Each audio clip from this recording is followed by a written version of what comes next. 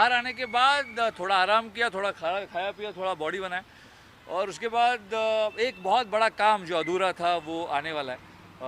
उसके बारे में ज़्यादा नहीं बोल सकता। एक म्यूज़िक वीडियो है जो एक ऐसे दोस्त के साथ किया था जो अब नहीं है, जिसके बारे में मैंने घर के अंदर भी काफ़ी बातें की थी। दिल के बहुत करीब है उसके और मेरे दोस्ती के बारे में बहुत कम लोग जानते हैं और हमारी दोस्ती इंडस्ट्री से नहीं है, अल्टामाउंट रोड और दगड़ी चाल से। हम लोग ग्लैडरैक्स में भी साथ में थे, नाम नहीं बताऊंगा क्योंकि आप खुद देख लीजिएगा। तो वो काम पूरा किया, थोड़ा पैच वर्क बचा था। एक वीडियो है जो हमने 2019 में किया था, उसके बाद कोविड आ गया और रिलीज़ नहीं हुआ। और मैं नहीं चाहता था कि जब मैं बिग बॉस के घर के अंदर रहूं तब वो रिलीज़ हो, ताकि लोग बोलें कि यार ये तो थोड़ा सा फुटेज के लिए और फेमस होने के लिए कर रहा है। मैं बाहर आया, वो पूरा किया और जल्दी वो आपके सामने आएगा। बहुत बड़ा वीडियो है और सबको इंतज़ार है उस वीडियो का। अंदर भी मैंने उसके बारे में बातें की। बहुत लोगों ने मुझसे पूछा बाहर आने के बाद कब आ रहा है, कब आ रहा है वो वीडियो, ट्विटर पे ये वो। बहुत लोगों ने ये भी कहा कि मैं ऐसे ही बोल रहा हूँ। मैं ऐसे ही कुछ नहीं बोलता, जो बोलता हूँ डंके की चोट पर और दिल से बोलता हूँ।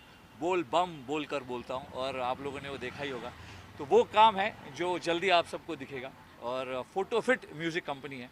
और तो आप बाकी कुछ नहीं आपका बता जो सकता। एक रिलेशन था शमीदा जी के साथ और आपका काफ़ी अच्छा था अन्ना अक्का का, उस रिलेशन में किस तरह से बिग बॉस की जर्नी में वो रिलेशन देखते हो आप सब? बिग बॉस की जर्नी में सिर्फ वो रिलेशन इस तरह से देखता हूँ कि मुझे वो रिलेशन बिग बॉस की वजह से मिला, लेकिन गेम के लिए रिश्ते नहीं और रिश्तों के लिए गेम नहीं।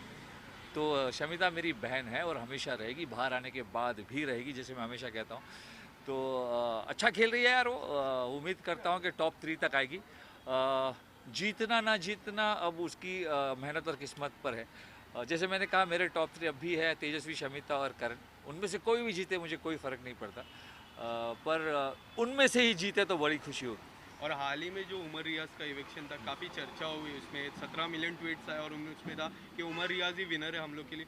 सो आपको क्या लगता है, क्या वो बायस डिसीजन था जो बिग बॉस ने लिया? क्योंकि करण कुंद्रा ने भी धक्का दिया था प्रतीक को, उसमें कुछ नहीं हुआ बट उमर रियाज को सीधा इवेक्ट कर दिया। एक बहुत पुरानी कहावत है जो महात्मा गांधी जी ने कही है कि an eye for an eye will make the entire world blind. So अगर मैंने खून किया और तुमने खून किया तो सबसे बड़ा खूनी कौन? खूनी तो दोनों ही है ना। तो ये बात कि अगर करण कुंद्रा ने किया तो उसे क्यों नहीं निकाला, इस बात पे ये बहस नहीं हो सकती कि अरे उसने किया था तो मैं भी कर सकता हूँ। फिर तो वो बिग बॉस नहीं, महाभारत बॉस हो जाएगा, है ना।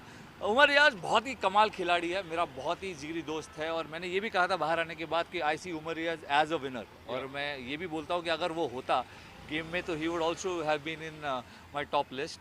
पर बायस नहीं है यार, पब्लिक वोटिंग है। अब हर कोई बाहर आकर ये बोले कि बायस्ड है, ये नहीं होना चाहिए था, तो बुरा लगता है यार, मुझे भी बुरा लगता है उम्र के लिए।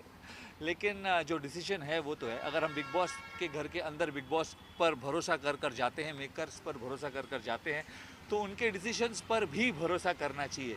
बाकी उमर रियाज खुद बहुत कड़क खिलाड़ी है, वो बाहर आकर भी कुछ ना कुछ कर ही लेगा। डॉक्टर साहब, मैंने हमेशा कहा है कि डॉक्टर साहब दिमाग के गरम पर दिल के नरम है, तो वो कर ही लेगा यार। थैंक पर उसका डिसीजन जो था वो बिल्कुल सही था। और एग्रेशन किसी भी तरह का, पहला रूल है बिग बॉस के घर के अंदर, एग्रेशन नहीं हो सकता तो नहीं हो सकता। अब इसने किया तो मैं भी करूंगा, उसने किया तो मैं भी करूंगा, वो नहीं चलता। आपने एग्रेशन किया, पब्लिक ने आपके लिए वोट किया और आप बाहर हो, पर बाहर भी आप कमाल करोगे उमर, बोल बम।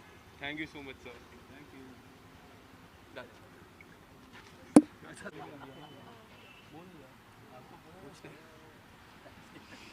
আমার তো question আমার